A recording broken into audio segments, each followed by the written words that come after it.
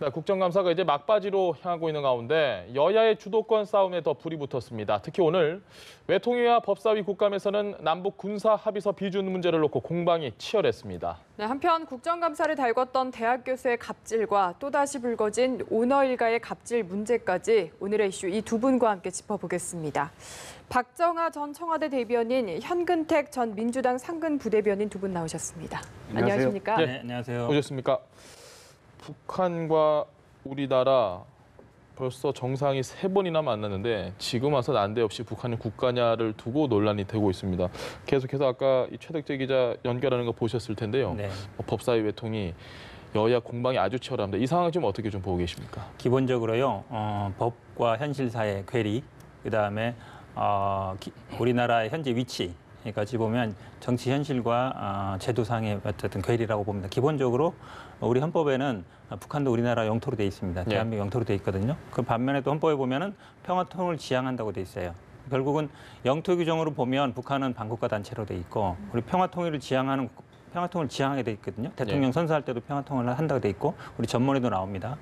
그러면 만나서 뭔가 협상을 하고 통일을 지향해야 되는 관계예요. 그건 우리나라가 설립될 때부터, 그러니까 우리나라 국가가 분단될 때부터 나온 태생적인 문제점이다. 이 관계는 기본적으로 법리 논쟁으로 해서 정리될 문제가 아닙니다. 그러니까 몇십 년 동안 정리 못한 문제거든요. 왜냐하면 해석의 문제인가요? 해석의 문제가 아니고요. 우리 아까 말씀처럼 우리 헌법상 기본적으로 대한민국 영토는 북한까지 우리나라 영토예요. 예. 하지만 그렇게 본다 그러면 북한은 반국가 단체가 되는 거예요. 국가가 아닌 거죠. 그런데 현실적으로 우리가 협상을 하고 대화를 하기 때문에 우리 헌법상으로도 평화통일을 지향하게 돼 있고 그다음에 통일의 방법으로서 어쨌든 협상을 안 할 수가 없단 말이죠. 그런 모순된 관계에 있습니다. 북한의 관계, 이중적인 관계라는 거죠. 그러니까 이 영토 조항으로부터 국가보안법이 있는 것이고 이 평화통일 조항으로부터 남북관계 발전법이라든지 남북관계 기본법 이런 게 있는 거예요. 그러니까 두 가지 모순되죠. 국가이기도 하고 아니기도 하고. 국가이면서 아닌 건 아니고요. 법상으로는 이제 국가라 보기는 어렵습니다. 현재 상태에서는. 법상으로는. 그래야 그렇죠. 그러니까 현실적으로 보면은 적이면서 협상을 해야 되는 관계라는 거죠. 한마디로 얘기하면 우리가 대치 상황이기 때문에 그런 관계에 있어서 법상으로는 국가이면서 아닌 건 아니고요. 우리 현행법상으로는 어쨌든 국가가 아닌 게 맞는. 그렇죠. 국가가 아닌 게 맞습니다. 그렇다고 해서 우리가 당신들이 국가가 아니기 때문에 우리가 협상을 안 하겠다든지 만날 수 없다든지 그건 안 된다는 것이죠. 그러니까 유엔에 가입할 때도 이 문제가 우리나라 유엔 가입이 굉장히 늦어졌는데 왜 늦어졌냐면 이게 한 90년대 정도 와서 유엔 가입이 됐는데 유엔 가입을 인정하게 되면 서로 국가로 인정하는 게 아니냐 이 논쟁이 계속 있었던 거예요. 왜냐하면 유엔 가입의 자격 자체가 국가가 가입되게 돼 있는데 그래서 우리가 왜 가입을 하게 되면 그럼 북한을 국가로 인정해야 된다. 이 논쟁에서 사실은 몇십 년 간 거거든요. 그렇게 본다 그러면 이거는 법리 논쟁으로 해결 안 됩니다. 절대로. 안 될 거라서 정치적인 문제다. 정치적으로 해결하는 게 더 빠르다. 이렇게 보고 있습니다. 알겠습니다. 국가이자 적이기도 하다라고 말씀을 해주셨는데 사실 이 법리적인 문제 처음 꺼낸 게 청와대거든요. 예, 그러니까 저는 뭐 이 건에 대해서 보면은 야구장에서 축구하는 기분이에요. 왜 지금 사실은 중요한 거는 이 남북 문제에 있어서 북한의 비약화에 앞서서 우리가 남북 관계를 빨리 진전시켜 나가야 되는 거냐 말아야 되는 거냐 거기에 그러면 얼마만한 재정적 소요가 들어가느냐 아니면 뭐 그 선언 안에 부속서로 있는 남북 군사 합의서가 얼마나 우리 안보에 중요한가 이런 것들이 사실은 논의의 초점이거든요. 어느 날 갑자기 지금 말씀 주신 것처럼 청와대가 위헌 논쟁에 끼는 바람에 이렇게 됐는데 가장 근본적인 문제는 투명성이라고 봅니다. 그러니까 국민들 그러니까 일부 남북 관계가 너무 빨리 진전된다. 국제사회와 미국의 입장과 달리 우리가 너무 빨리 간다라고 우려하는 일부 국민과 야당과는 달리 이런 거에 대해서 우려하는 사람들 때문에 그러니까 우려하는 사람들이 있는데 이에 대해서 지금 진전을 시키고 있는 청와대와 정부가 그럼 이 사람들을 설득하고 그다음에 합의를 이끌어내고 협의하는 과정을 통해서 투명하게 믿을 수 있게 해줬으면은 과연 이런 북한이 국가냐 아니냐 이런 논란을 촉발을 시키고 위헌이나 아니냐 이런 얘기까지 나올 수 있느냐 이런 생각을 좀 해봐요. 그러니까 우리나라 헌법 60조에는 이렇게 되어 있거든요. 국회는 상호 원조, 그다음에 안전보장조약, 그리고 중약하고 중대한 재정적 부담을 지우는 조약 내지는 법리에 대해서 국회가 동의권을 갖는다. 이렇게 되어 있으니까 4월 달에 있었던 판문점 선언에 대해서는 법제처 해석을 받아서 청와대가 국회 비준 동의를 요청했잖아요. 근데 9월 달에는 그 판문점 선언보다는 약간 하위 더 개념이라고 실질적으로 갈 수 있는 예. 세부적인 내용이 많은 평양선언 그리고 거기에 부속서로 있는 남북 군사 합의서에 대해서는 비준 동의가 필요 없다라는 예. 법제처 유권 해석을 바탕으로 그냥 국무회에서 통과를 시켜버렸어요. 그러니까 여기서 문제가 생기는 거예요. 왜 이렇게 빨리 가야 되는지에 대해서 야권은 불안해하고 있는 거고 그러면 이런 군사 문제 혹은 불가피하게 들어가야 되는 재정 문제에 대해서 국회 비준 국회에서 논의할 수 있게 해줘야지 이건 지나치게 빨리 가는 거 아니냐라는 걱정 때문에 이런 일이 생겼죠. 그리고 청와대가 끼는 바람에 자기 무슨 일이 생긴 거예요. 왜 모든 일에 청와대가 다 끼려고 하는지 잘 모르겠어요. 야당에서 위헌이다라고 했으면 국회 정치권 내에서 좀 논의하기 좀 놔뒀어도 되는데 바로 위헌이다. 북한은 국가가 아니다라는 얘기하고 그러니까 바로 또 그 야당에서 아니 대통령이 이미 그 전에 2007년도에 있었던 자서전에서, 14선언에 이미 이거는 조약 남북 간의 얘기는 조약적인 성격이 있으니까 국회 동의가 필요하다고 말씀하셨는데 왜 이렇게 되느냐라고 비판을 하면서 사실은 자기 모순에 빠지는 거죠. 저는 가장 근본적인 거는 믿을 수 있는 투명성이 있다고 봐요. 헌 변호사님이 지금 하실 말씀 많으신 것 같습니다. 손을 계속 드셨는데 안 하려고 그랬는데 예. 법률 얘기가 복잡하기 때문에 예. 지금 말씀처럼 이제 알기 쉽게 우리나라 헌법 3조에 보면 대한민국 영토는 한반도와 부속 도서를 한다고 돼 있어요. 예. 그럼 북한도 한국 영토예요. 대한민국 영토예요. 그럼 북한을 점령하고 있는 실제로 그 국가는 국가로 볼 수 없는 거예요. 예. 국가이면서 적이란 말은 틀린 말이고요. 일단 현재 어쨌든 우리나라 법으로는 국가로 볼 수 없어요. 예. 그러면 조약이라는 건 뭐냐? 국가 간에 체결되는 어떤 국제법상의 권리 의무, 그러니까 예. 권리 의무에 대한 문서를 말하거든요. 전제가 국가 간의 관계라는 거예요. 예. 물론 국가가 아닌 경우도 조약을 체결할 수 있지만 예. 그거는 특수한 어떤 유엔이라든지 이런 걸 얘기하는 것이고요. 기본적으로 국가 간의 관계야만이 조약의 체결이 대상이 되고 예. 지금 말씀하신 헌법 60조의 조약의 체결 비준의 대상이 되는 거예요. 예. 그럼 남북 간의 관계는 뭐냐? 국가 간의 관계도 아니고 예. 그래서 사실은 그 논쟁이 계속 되다가 2005년에 남북관계 기본발전법을 만든 거예요. 예. 그래서 헌법 60조 보면 조약의 체결 비준하는 게 6, 7, 8가지 나옵니다. 거기에는 재정부담, 국민부담, 뭐 상호 원조라든지 군사에 대한 게 나오거든요. 그런데 남북관계 발전법에는 그 조약이 아니기 때문에 이런 건 동의 받아야 되는데 2가지만 정해놓은 거예요. 재정부담이라든지 입법사. 예. 나머지 군사 원조라든지 뭐 이런 부분은 없단 말이죠. 그러면 남북 간의 그 발전 기본법은 왜 만들었냐? 예. 2가지예요.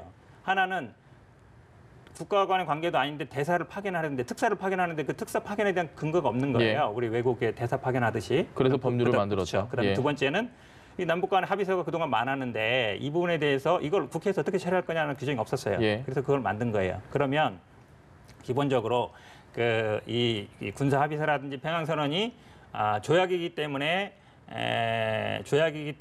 이거 국회 비준을 받아야 된다. 그래서 예. 안 받았기 때문에 위헌이다. 이 얘기가 성립 안 하는 거죠.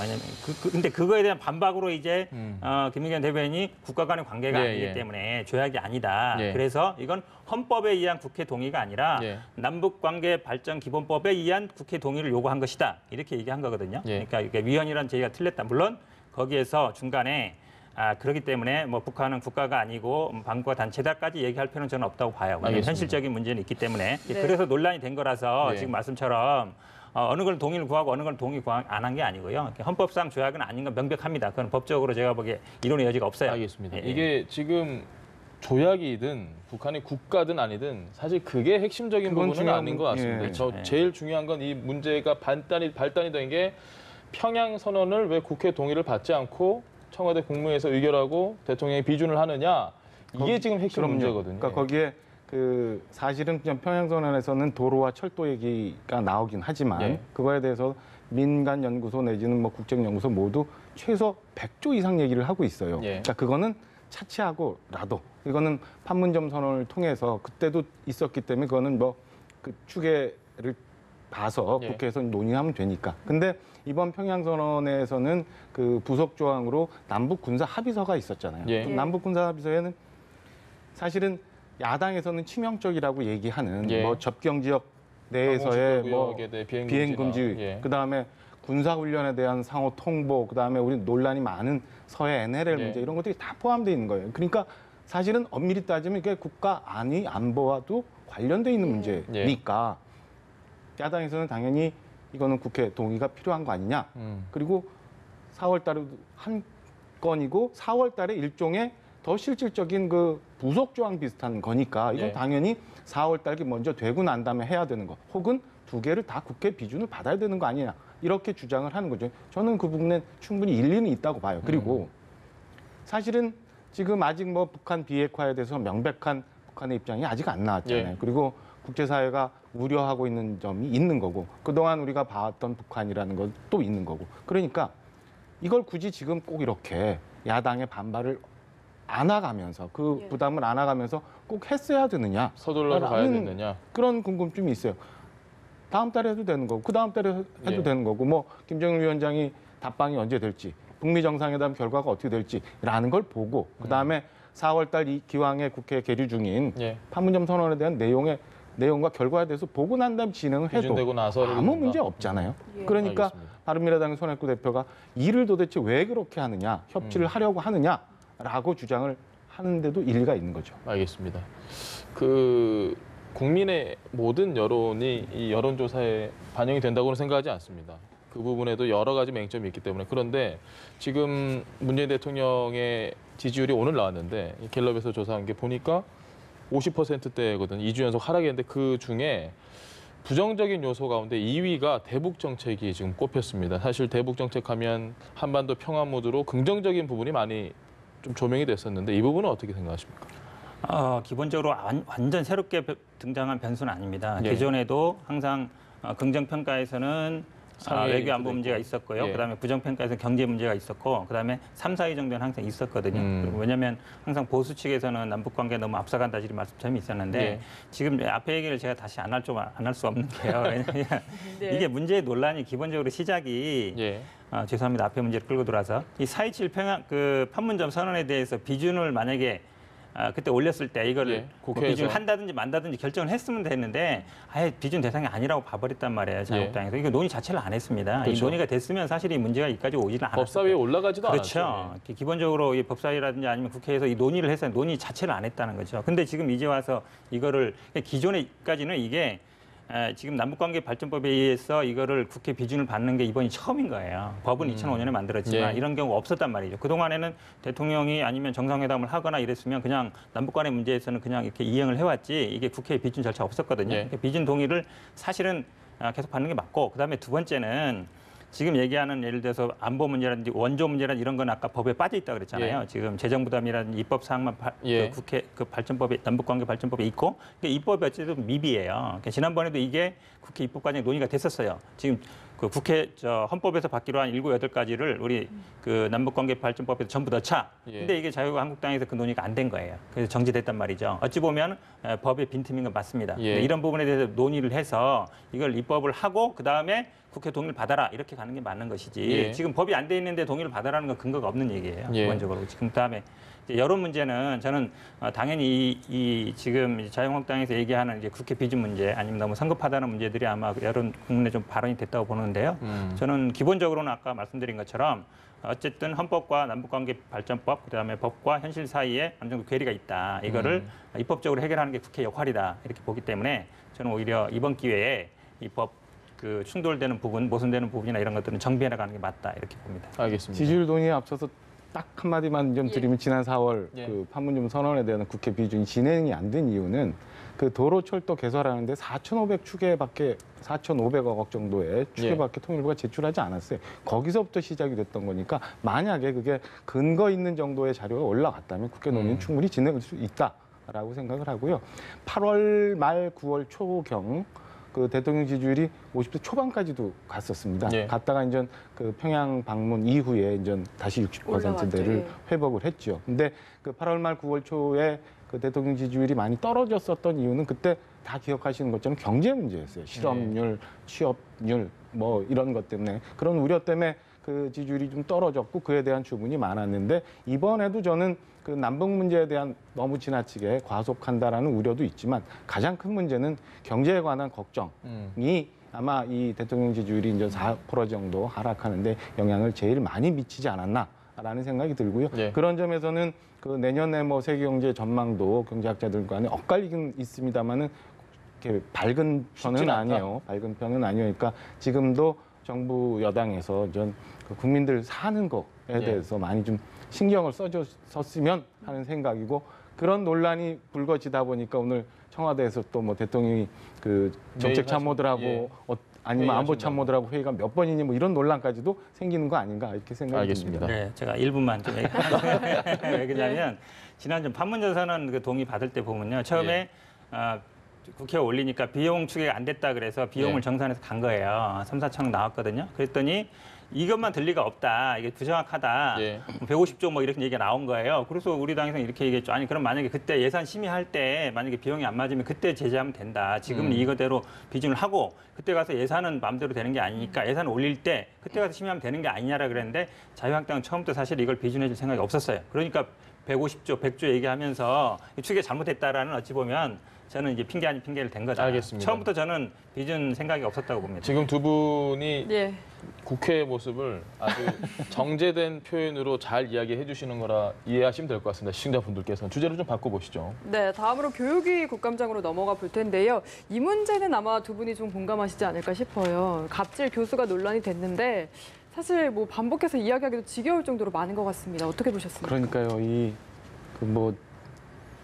일일이 다 거명할 수도 없을 정도로 이렇게 많은 얘기인데 근본적으로 저는 그 일부 조직 사회가 예. 너무 많은 자위권을 갖고 있는 도제식 사회라 이런 일들이 생기지 않나 이런 생각이 들어요. 일단 지금 문제가 된 제주대 문제 같은 경우 교수. 학생은 교수님한테 당연히 갑을이 될 수밖에 없는 그럼요. 거고 그리고 특히나 우리 같은 사회 내에서 뭐 너무나 많은 교수님한테 자위권이 있기 때문에 네. 성적부터 해서 무슨 뭐 담배 심부름 그다음에 뭐 아들 딸 교수님이 별걸 다 하시더라고요. 이름 끼워 넣었죠. 굉장히 예. 엄청난 일을 했더라고요. 이게 단순히 저는 거기에만 있는 일이라고 보여지진 않고요.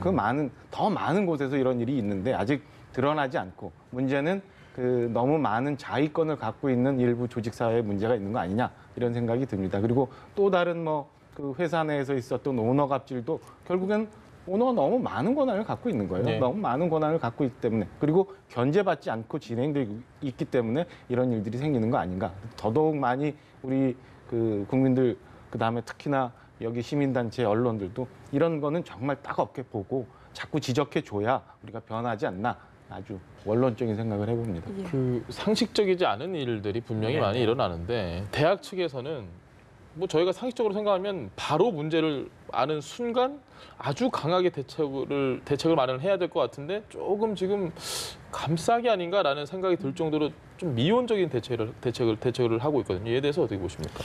기본적으로 아마 이분이 이 정도 상황 갔으면 뭐 집에 인테리어를 고친다든지 아니면 뭐 아주 성희롱적인 발언도 아주 노골적으로 했던 게 네. 많이 있는데요. 이 정도면 아마 학교 내에서는 모르지는 않았을 거예요. 예, 그다음 더군다나 논란을 키운 게 이렇게 총장이 나가서 얘기했을 때 아니 왜 우리한테 직접 얘기하지 언론에 먼저 얘기했느냐 얼마나 얘기를 안 했겠습니까? 아니면 지도라든지 교수라든지 뭐 얘기했겠지만 이게 해결이 안 된 거거든요. 그러니까 학생들이 용기를 내서 이분이 보니까 단순히 교수만이 아니라 이 디자인 업계에서 굉장히 유명한 분이라 이 학생들이 용기를 처음에 낼 때는 어느 정도 자기를 좀 이렇게 감수하면서 한 거거든요. 그렇죠. 용기를 내서. 그럼에도 불구하고 학교 측에서 왜 우리한테 먼저 얘기 안 했냐 이렇게 나오는 거는 제가 보기에는 어느 정도 좀 감싸기가 있었다 처음부터. 그래서 오늘도 아마 국감장에서 질책을 많이 받았는데요. 예. 저도 이제 요즘 뭐 다시 좀 늦게 공부를 하고 있습니다만 네. 한 20년 전이나 지금이나 학교 분위기 기본적으로 교수와 강사 그다음에 강사와 그 박사과정 과정에 있던 그 관계 조교분들도, 그렇죠 과정이 예. 보면 거의 바뀌지 않았어요. 거의 그대로인가요? 수직적인 그렇죠. 제가 보기에는 좀 오픈된 학교임에도 불구하고 그렇다는 거는 기존에 어쨌든 이런 특히 지금 학점이라든지 취업이라든지 교수가 또 뭔가 그 추천을 해줘야 되잖아요. 어디 추천서 들어갈 때. 써주시죠. 그렇죠. 그다음에 외국에 유학 갈 때도 추천서를 필요하고요. 이런 데서 교수가 어찌 보면 굉장히 권한을 많이 갖고 있단 말이죠. 그런 거에서 크게 벗어나지 않았다. 결국 견제받지 않는다는 거거든요. 그러니까 교수를 어찌 보면 그 견제할 수 있는 게 없는 거예요. 우리 고등학교라든지 이런 학교 운영위원회도 있고 학부모들도 가입해야 되는데 대학이라는 건 이 외부에서 개입할 여지가 거의 없거든요. 네. 그렇기 때문에 좀 뭔가 견제 장치라든지 아니면 뭐 인권센터도 학교 안에 있는 거라서 그 교수들이 돌아가면서 하거든요. 법대 교수가 합니다만은 잘 안 되는 거죠. 그 외부의 뭐 인권위원회를 통해서 한다든지 해결돼야지 그 학교 내 자체 해결로는 이제 쉽지 않은 상황이 아닌가 이렇게 봅니다. 알겠습니다. 이런 부분은 특히나 외부 처방이 필요한 것 같아요. 자체적으로는 도저히 안 되는 것 같고요. 학교가 와르르 무너질까 봐 못했다라는 총장님 말씀, 답변이 참 대변해 주는데 얼마 전에 그런 것도 있었잖아요. 우리 특히나 조직 내 비리를 많이 고발하는 사람들이 결국에는 피해를 많이 봅니다. 그러니까 제보하면 안 된다라는 그 우스꽝스러운 댓글이 그 있더라고 이런 기사에. 그러니까 예.